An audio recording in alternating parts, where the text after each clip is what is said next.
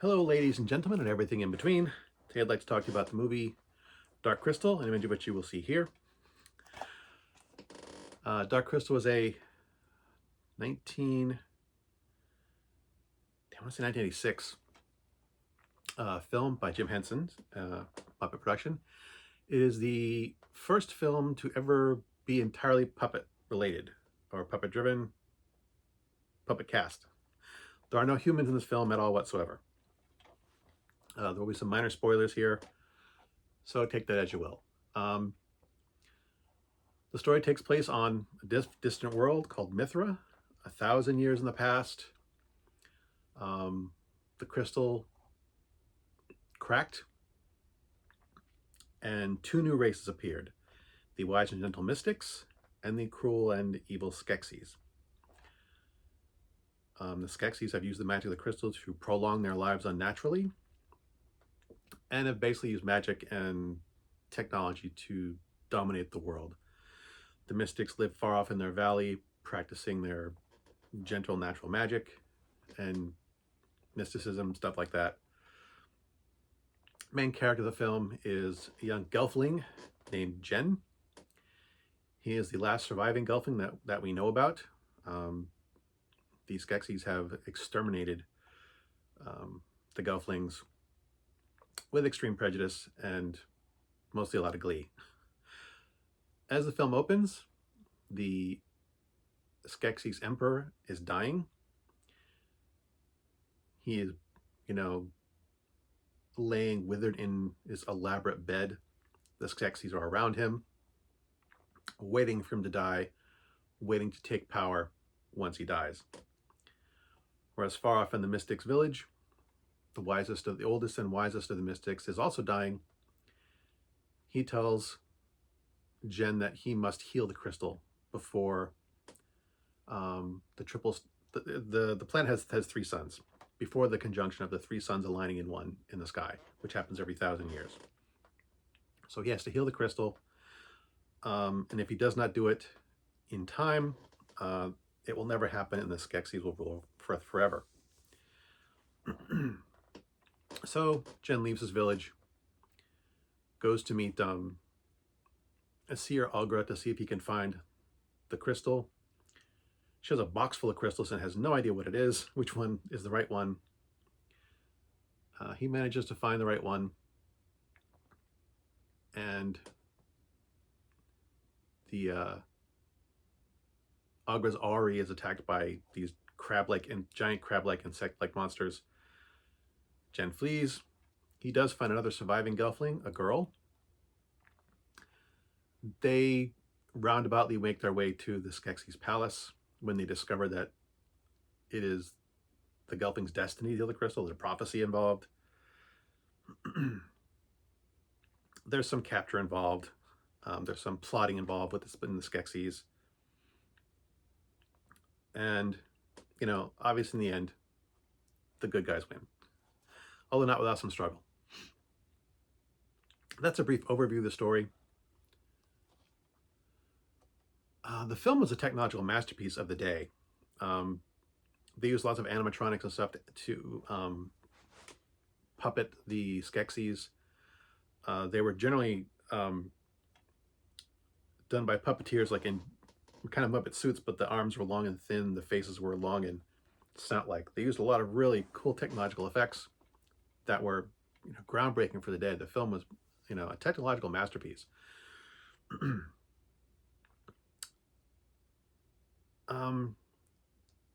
The film has gotten mixed reviews.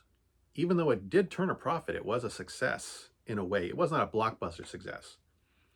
A lot of parents went to this film thinking it was going to be another Muppet movie. The Muppets had their, it's time to play the music, it's time to light the lights. This was a dark fantasy. Things were dark.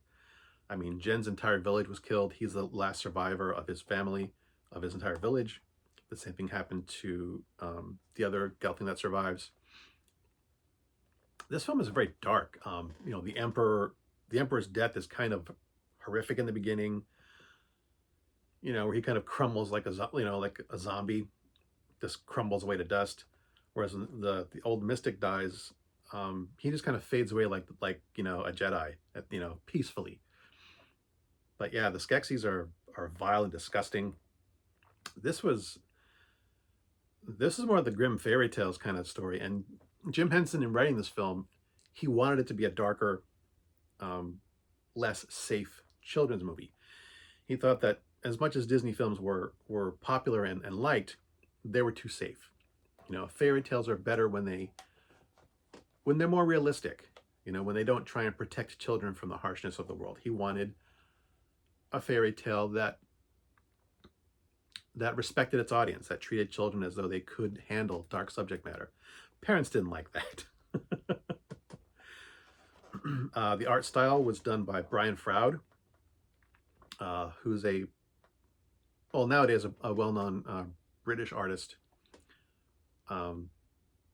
They collaborated on this and one other film, Labyrinth. If you're familiar with Brian Froud's artwork, you will definitely see his hand in the design of the Skeksis and the Mystics and other the creatures of the world and the world itself. And speaking of the world itself, even the world itself was done with puppetry. A lot of there's some plants that kind of move around. Henson went all out on this film. He really put his heart and soul into this. He really wanted to see what puppetry could do. He was hoping that this film could do for puppetry what Snow White did for animation. Snow White was the first full-length feature film done entirely in animation, and it was a huge critical and commercial success. Dark Crystal did not do that for puppetry. It was a success. I mean, it finished like third, I think, in its opening weekend, which was good. It finished, I think, for the year, for the gross profits, it finished like 16th as far as, profit as far as gross sales for the year, which is good. But for some reason, it just didn't catch on. It was not considered a blockbuster success, even though it was, a critical and financial success. It was just one of those things that just didn't seem to grasp people the way Henson wanted it to. And I think, and other people agree with me, the problem lies with the two main characters, Jen, and I think the other Gelfling's name is Kira. They're the least interesting things in this film. They really, really are. Which is a shame. But they're the weakest part of the story. The Skeksis are really super interesting. I mean, the Chamberlain, who was voiced by Frank Oz, had some great lines, and he was like an evil Grover. He had this high-pitched, whiny voice that I can't pull off. I have a sore throat, so I can't.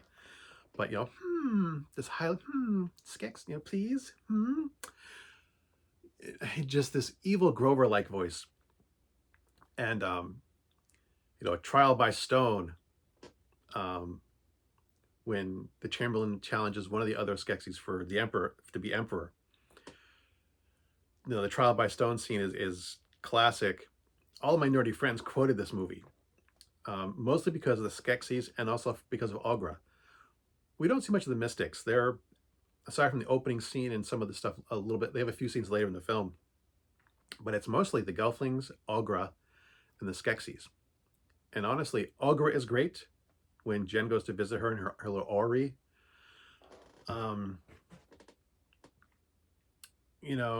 She's just this wildly outlandish character. And I love her. Ogra's great. And the Skeksis are great. This film has so many great individual moments. I think, and the story is not unique. It's a classic hero's journey, but it's told in a slightly different way. The world is vastly different from our own, with 3 separate sentient races. And there's just so much good stuff in the film that it's a shame that it didn't catch on more, because if it had, I think we would have had a puppet renaissance, a Muppet renaissance, in much the same way that we had an animation renaissance after Disney Snow White. Disney did Snow White and Cinderella and all those first early Disney animated feature-length films. just this massive renaissance of movies. And Jim Henson did this, Dark Crystal, he did Dark Crystal, and he did Labyrinth, which I will talk about some other time.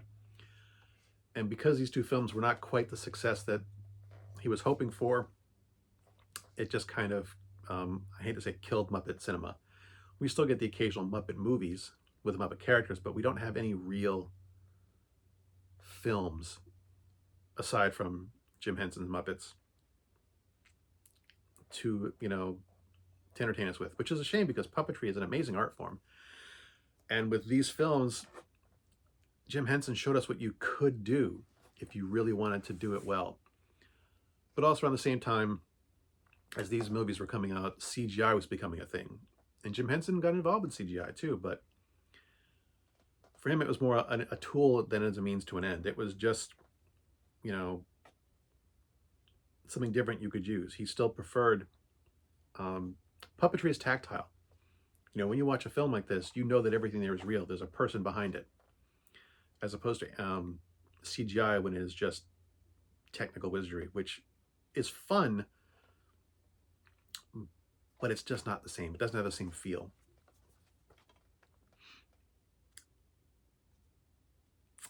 It's a shame because this is a good movie.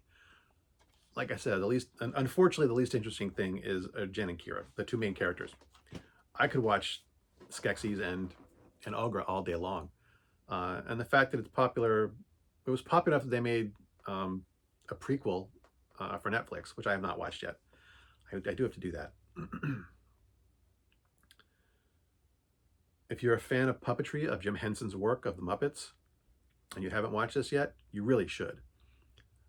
Like I said, the film as a whole, I kind of give it a B plus, really. But yeah, the stuff that I've mentioned, the stuff with the Skeksis and Ogra, there are some individual scenes which are truly, truly amazing, and it's a shame that they couldn't build on that more. I hate to give something Henson related such a low score, but I got to be honest with you. As much as I love it because of my love of Henson and puppetry, and the art form. I'm willing to admit that. Still, as always, thanks for watching. As always, my stuff is crap. And until next time, good hunting.